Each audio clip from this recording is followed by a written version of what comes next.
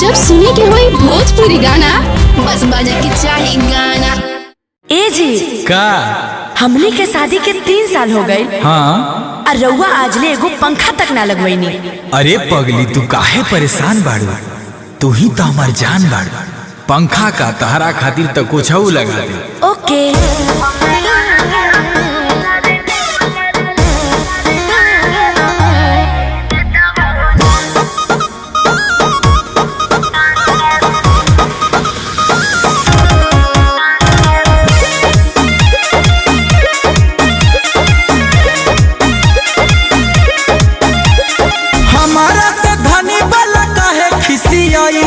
सुतई के बेरी तो हो मुहावा फुलाइलू।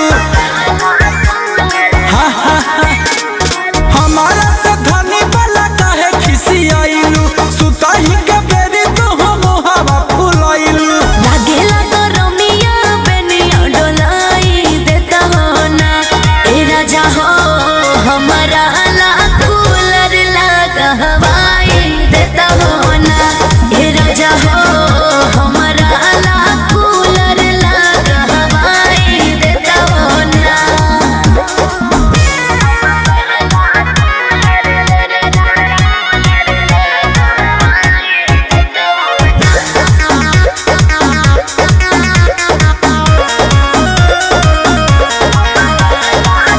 जहिया से आयने घर में गरमी से मुआ तानी। सुझे ना उपाय कवनो साहसत में जिया तानी। जहिया से आयने घर में गरमी से मुआ तानी। सुझे ना उपाय कवनो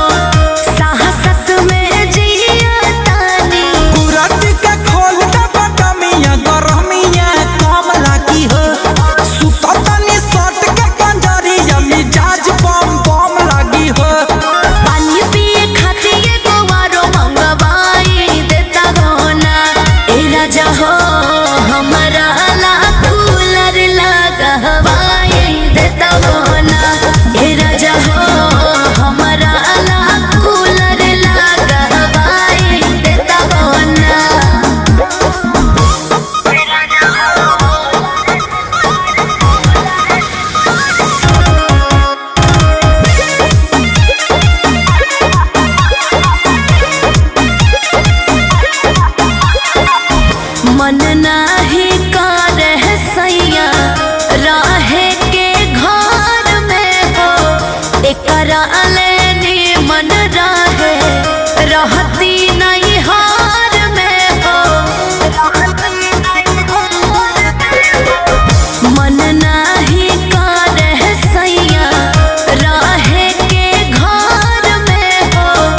एकरा लेनी मन रहे रहती